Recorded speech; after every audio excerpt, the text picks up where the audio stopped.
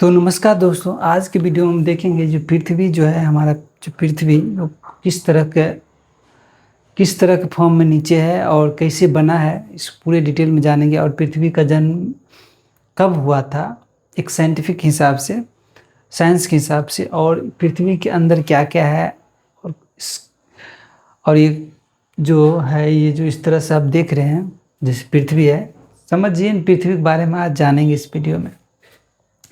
तो आपको पता है कि अगर ज्योग्राफी के स्टूडेंट होंगे, आपको पता है जो पृथ्वी है, पृथ्वी के कुछ यानी कि 50, 60 या 100 किलोमीटर जो दूरी होता है, 50 से यानी कि 50 किलोमीटर, यानी कि पृथ्वी के सतह से लगभग 50 से यानी 0 से 50-60 किलोमीटर तक एक क्रस्ट के रूप में माना जाता है। यानी कि ये जो है ना क्रस्ट है पृथ्वी के, ये थिन आउटर लेयर वेयर, जहाँ जीवन यानी समुंदर सब इसी के अंदर आते हैं। ये जो क्रस्ट है इसी के अंदर आते हैं समुंदर, जो भी हम देखते हैं समुंदर, पहाड़ या पृथ्वी, आदमी सब जितने भी रहते हैं ये क्रस्ट के ऊपर आते हैं। क्रस्ट के बाद जो है वो आग है, लावा है, यानी कि पूरी तरह से ये मत समझिए लिक्विड है, लावा की तरह लिक्विड है, यानी एक खोलता हुआ लिक्विड है, समझिए इसको लावा बोलते हैं, यानी कि हिंदी में लावा बोलते हैं और इंग्लिश में इसको मेंटल बोलते हैं। कंपोज ऑफ सिलिका मटेरियल से बना होता है ये एरिया लगभग 100 से 29 किलोमीटर के बीच का होता है ये एरिया। और ये जो है ये पूरे सॉलिड है, ये लिक्विड नहीं है, ये सॉलिड है, ये सॉलिड। ये इनर कोर जो है सॉलिड सेंटर, इनर कोर यानी निकल होता है, इनर कोर निकल या आयरन होते हैं इनर कोर के अंदर। और ये हो गया आउटर कोर, लिक्विड लेयर होते हैं आयरन और निकल के, ये आयरन निकल के सॉलिड लेयर होते हैं, मतलब आयरन और निकल के ये सॉलिड लेयर होते हैं। और ये आउटर लेयर जो होते हैं ये वाला, ये पूरी तरह से लिक्विड होते हैं, आयरन और निकल के लिक्विड होते हैं। उसके बाद जो होते हैं ये मेंटल एरिया होता है, ये पूरी तरह से लिक्विड फॉर्म में होते हैं, यानी कि लाल होते हैं पूरी तरह से, लावा जिसको बोलते हैं। यही ज्वालामुखी जो फटता है तो यही निकलता है, लगभग इसी टाइप के निकलता है ऊपर। तो यहाँ से आप समझ सकते हैं डेप्थ अगर बात करें तो यही है डेप्थ, यानी कि 32 किलोमीटर के आसपास जो है, 40, 60 या 32 किलोमीटर माना जाता है टोटल। ये है 32 किलोमीटर क्रस्ट है। अब 32 से 2900 किलोमीटर के बीच में मेंटल है, 2900 से 5150 किलोमीटर के बीच में जो है ये वाला है आउटर लेयर है। ये इतना से 5150 से 6300 इतने लेयर के बीच में ये वाला है, ठीक है। कहने का मतलब ये है, इतना एरिया में ये है, ये गोला पूरे सेंटर में, मतलब पृथ्वी को इसी रूप में पृथ्वी बनाया। यानी कि अभी तक इसको अंदर में जाकर कोई देखा नहीं है, लेकिन साइंस अपने साइंटिफिक स्टडी के द्वारा इसको समझता है कि पृथ्वी ऐसा ही होगा।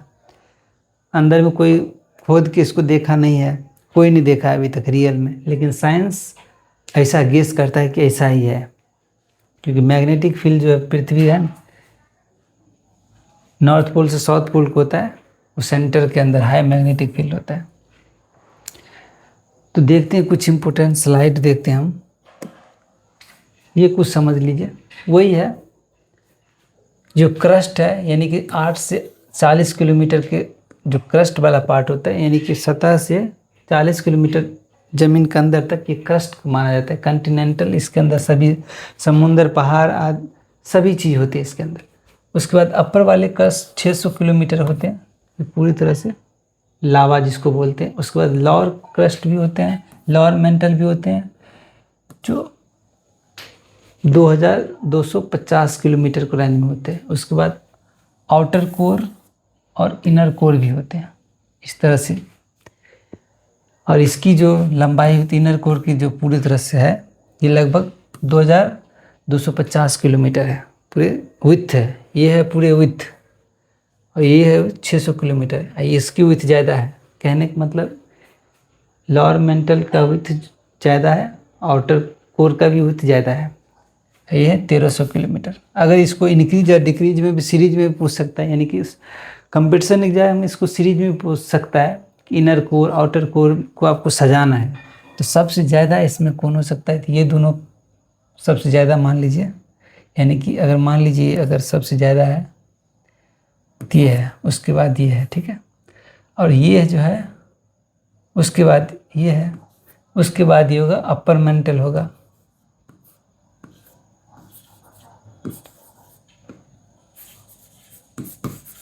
उसके बाद कॉन्टिनेंटल क्रस्ट होगा। इस तरह से एग्जाम में पूछ सकता है, क्वेश्चन आते रहता है एग्जाम में, ठीक है। तो कुछ नेक्स्ट स्लाइड में देखते हैं क्या क्या है। ये तो देख लिया, वही स्लाइड है जो हमने समझा है। इसी तरह क्रस्ट है और ये मेंटल है और ये आउटर कोर है, इनर कोर है। ये सॉलिड का है, ये लिक्विड का है, ये आयरन निकल का है और ये सिलिका का है, ठीक है। और इसके अंदर ऑक्सीजन एल्युमिनियम सभी होता है। वही इमेज है, फिर पृथ्वी को लगता है कि अंदर सेंटर में है, इस तरह का है। ये ऊपर वाला क्रस्ट है, उसके बाद ये है, उसके बाद ये है। देखते हैं और यहाँ इसको समझने की कोशिश करते हैं। लेयर ऑफ अर्थ, यानी 4 mainly layer of the earth are the crust first number, दूसरा मेंटल, आउटर कोर तीसरा, चौथा इनर कोर। 4 लेयर होते हैं इसके अंदर, यानी कि ये है सेंटर ऑफ अर्थ, ये सेंटर ऑफ अर्थ है, ये इनर कोर में आ जाता है, ठीक है। ये आउटर कोर में आ जाता है, यहाँ से 2900 किलोमीटर से 5100 किलोमीटर के बीच में आता है आउटर कोर। 5100 किलोमीटर से 300 किलोमीटर के बीच आता है इनर कोर, और ये आउटर कोर है। इतना डिस्टेंस आउटर कोर का है, और ये मेंटल का डिस्टेंस इतना है, और लिथोस्फीयर इतना दूर को लिथोस्फीयर बोलते हैं। याद करना है, ये लिथोस्फीयर, ये एस्थोस्फीयर। ये क्वेश्चन पूछता है कभी कभी। लिथोस्फीयर जो होता है ज़मीनी वाला पार्ट है, और ये मेंटल यानी लावा वाला पार्ट को एस्थोस्फीयर बोलाते हैं, स्थेनोस्फीयर बोला जाता है, ठीक है। वो भी कुछ याद कर लेना। और कॉन्टिनेंटल क्रस्ट, ओशियनिक क्रस्ट सभी इसी में आते हैं। ये लिथोस्फीयर के अंदर कॉन्टिनेंटल क्रस्ट है, ओशियनिक क्रस्ट सभी इसी के ऊपर आते हैं, याद रखना है, ठीक है।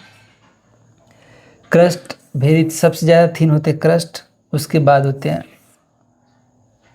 मेंटल तो होते हैं, लेकिन अगर इंक्रीज डिक्रीजिंग और सजाना है तो मैं पिछले जो है वीडियो घुमा करके देख लीजिएगा, उससे समझ में आ जाएगा।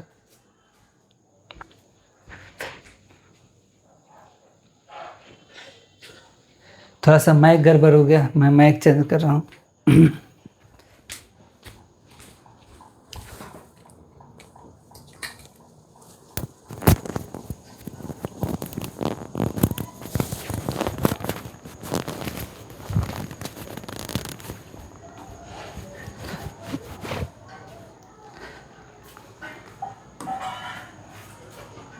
थोड़ा सा यहाँ से अगर समझें तो वही चीज़ समझेंगे। सॉलिड मेटल होते हैं इनर, यानी आयरन और निकल्स होते हैं, ये वाला सॉलिड वाला एरिया होता है। उसके बाद आउटर कोर जो है ये वाला एरिया, ये आउटर कोर में आ जाता है। ये आउटर कोर होता है मोल्टेन होते हैं, यानी कि पिघला हुआ होता है, लिक्विड फॉर्म होता है किसका, निकल और आयरन के। निकल और आयरन के ये लिक्विड फॉर्म होते हैं। उसके बाद जो होते हैं मेंटल वाला एरिया होते हैं, और ये सबसे ऊपर क्रस्ट होते हैं, उससे ऊपर एटमॉस्फेयर होते हैं। ये कुछ याद कर लेना। अब कुछ स्लाइड देखते हैं। अर्थ क्रॉस सेक्शनल एरिया वही चीज़ है।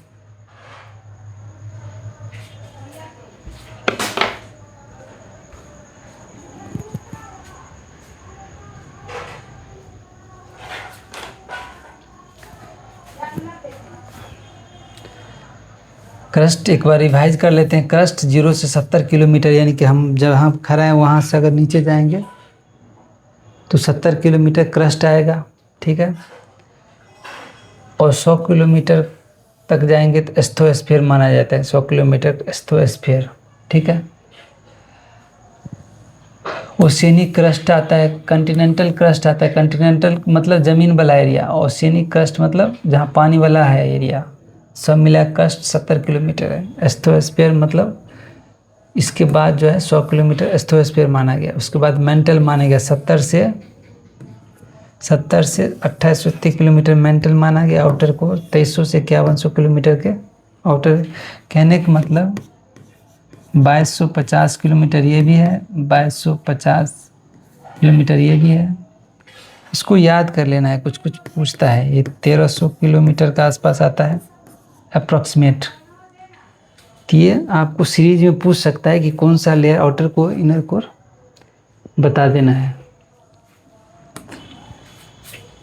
अब कुछ टाइटल देखता हूँ, कुछ स्लाइड देख लेते हैं। How earth was formed from the cosmetic dust.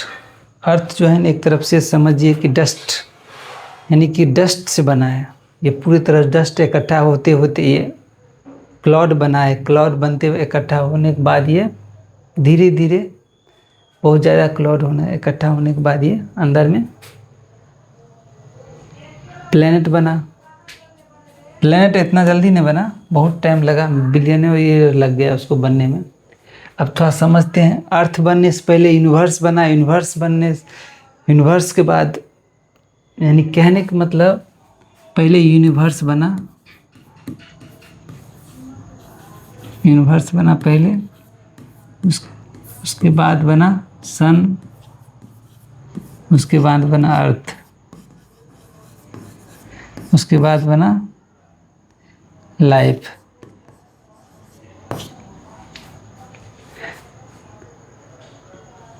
ये है सीक्वेंस। पहले यूनिवर्स बना, इसीलिए बिगिनिंग ऑफ यूनिवर्स पहले बात करते हैं। तो बिग बैंग थ्योरी के हिसाब से जो यूनिवर्स है, यूनिवर्स जो बनना शुरू हुआ लगभग 13.8 बिलियन ईयर्स एगो। एक बिग बैंग थ्योरी के हिसाब से 13.8 बिलियन ईयर एगो ये बनना स्टार्ट हुआ यूनिवर्स, हमारा जो यूनिवर्स है। और ये बना है किसे? Matters, energy, space and time were created. उसके बाद ये मैटर, एनर्जी, स्पेस और टाइम सब क्रिएट हुआ। फॉर्मेशन ऑफ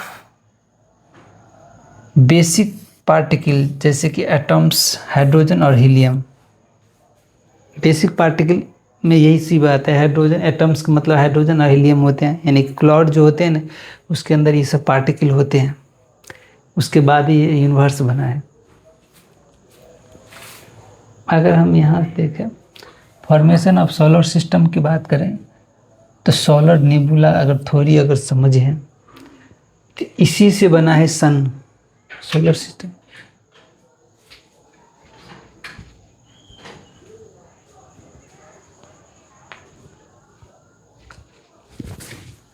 हमारा जो सन है ये सोलर नेबुला का मतलब एक क्लाउड होता है, यानी कि एक डस्ट क्लाउड होते हैं। ये डस्ट क्लाउड बहुत सारे इकट्ठा होकर धीरे धीरे इकट्ठा, अट्रैक्शन, सेल्फ ग्रेविटी के द्वारा एक दूसरे अट्रैक्ट होने के बाद ये धीरे धीरे घूमने लगा एंगुलर मोमेंटम की तरह, यानी मोमेंटम, कंजर्वेशन ऑफ मोमेंटम की तरह ये घूमने लग गया। उसके बाद उसके अंदर हाइड्रोजन का रिएक्शन स्टार्ट हो गया, यानी कि फ्यूजन रिएक्शन स्टार्ट हो गया। यानी कि गिंड क्लाउड समझिए, डस्ट वाला क्लाउड होते हैं, बड़ा सा क्लाउड ऑफ गैस होते हैं या डस्ट के, सब इकट्ठा होने लगे, कोलैप्स, सब एक दूसरे के साथ जमा होने लगे। उसके बाद ग्रेविटी कॉजेज, एक दूसरे सेल्फ ग्रेविटी के द्वारा एक दूसरे के अट्रैक्ट होने लगे। उसके बाद ग्रेविटी बढ़ने लगे धीरे, और वो घूमने लगे स्पिनिंग फॉर्म में, और ये घूमते घूमते एक डिस्क के फॉर्म में बन गए। इतना घूमे, सब क्लाउड मिल के घूमने लग गए और ये डिस्क के फॉर्म बन गए। समझ गए? जैसे ना कोई चीज़ घूमते रहता है, उसके आसपास जो भी क्लाउड होता है सब उसके अंदर समाहित होता है, इसी तरह ये घूमते रहे और centre become the sun. Centre became the sun. Centre वाला चीज़ है वो चमकने लगे, सेंटर में फ्यूजन रिएक्शन हो गया। अब थोड़ा ये देखते हैं। और बर्थ ऑफ सन, सन का जन्म कब हुआ? सिंपल ये समझिए, जो सन हमारा सूरज है वो न्यूक्लियर फ्यूजन रिएक्शन से स्टार्ट हुआ। न्यूक्लियर फ्यूजन में क्या होता है कि जो हाइड्रोजन होते हैं, हाइड्रोजन के जो आइसोटोप होते हैं ट्रिटियम और कुछ ऐसे है, ये सब फ्यूजन एक जुड़ते हैं तो हीलियम बनते हैं। तो उस जैसे ही जुड़ते हैं हाइड्रोजन का आइसोटोप जो है ट्रिटियम और एक और है आइसोटोप मिलते हैं, जैसे एक दूसरे के साथ कंबाइन होते हैं तो उसमें बहुत बड़ा एनर्जी रिलीज होता है और हीलियम के फॉर्म करते हैं, न्यूट्रॉन भी बहुत सारा रिलीज होता है। तो solar wind pushed light material outward. Solar wind जो होता है पुश बाहर धकेलता है, लाइटर हल्का जो मटेरियल होता है वो बाहर की तरफ धकेलने की कोशिश करता है। और क्या करते हैं, स्लाइड 5 में दिया गया है फॉर्मेशन ऑफ अर्थ एक्सक्रीशन, यानी डस्ट पार्टिकल। अर्थ में भी एक डस्ट पार्टिकल धीरे धीरे बनने कोलाइड होने लगे, डस्ट और क्लाउड पार्टिकल्स कोलाइड होके और स्टक हो गए, एक साथ सब मिल गए और स्मॉलर रॉक के फॉर्म बने। बाद में प्लेनेटी स्मेल्स सिमिलर्स और प्रोटोप्लेनेट बने और अर्थ बने। उसके बाद ये 4.5 बिलियन ईयर्स इसको टाइम लगा ये सब काम करने में, पूरे तरह से प्रोसेस होने में। अर्थ को ये 4.5 बिलियन ईयर्स लग गया। और देखें द गिंट इम्पैक्ट। गिंट इम्पैक्ट की बात करें तो गिंट इम्पैक्ट हाइपोथेसिस, यानी मार्स साइज बॉडी जो होते हैं, बहुत बड़ा एक बॉडी थिया हिट अर्थ के ऊपर अटैक किया था और डेरविस बहुत सारे डस्ट के रूप में अर्थ से बाहर निकल गए, वही मून के रूप में बन गए। यानी कि जैसे डस्ट मार्स जैसा बॉडी अर्थ के ऊपर हिट करने के बाद अर्थ के कुछ पार्टिकल बाहर निकल गए, बाहर डेरविस के रूप में, यानी कि समझिए कि एक कूड़े करकट के रूप में पृथ्वी से बाहर निकले, वही मून के फॉर्म बन गया और earth became extremely hot and molten.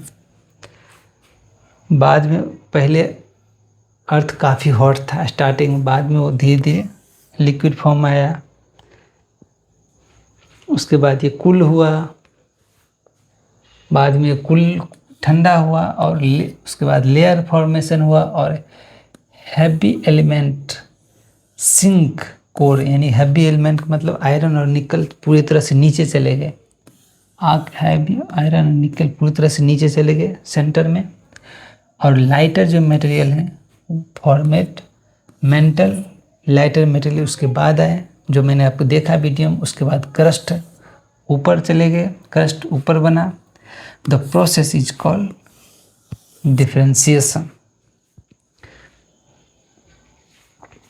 अब और भी स्लाइड है क्या, the formation of atmosphere and ocean, volcano release gases.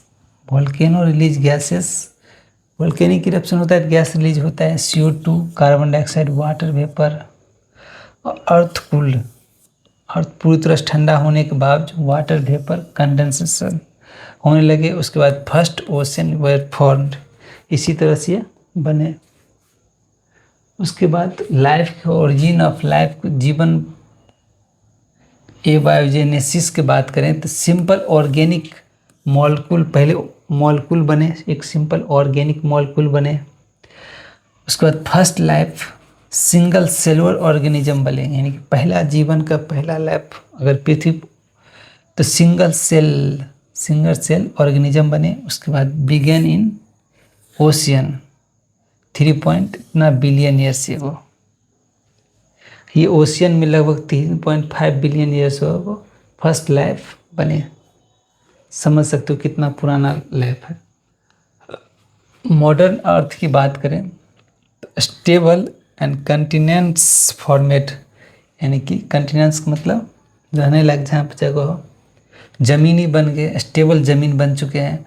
Oxygen यहाँ पर ज़्यादा पाए जाते हैं, ऑक्सीजन रिच एटमॉस्फेयर डेवलप हो चुके हैं और लाइफ एवॉल्व हो चुके हैं। और कम्प्लेक्स ऑर्गन, यहाँ बहुत सारे बहुत सारे जीव हो गए यहाँ पे।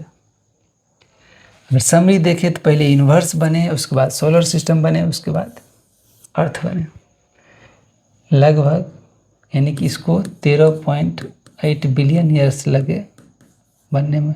लगभग पृथ्वी का 4.5, इसको भी 4.58 के आसपास या 5 के आसपास इसको भी लगे, दोनों के लगभग बराबर लगे।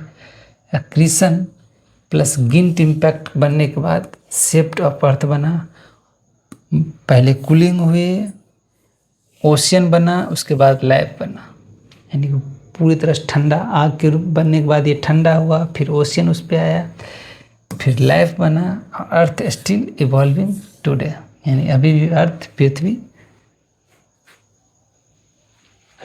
है जिंदा।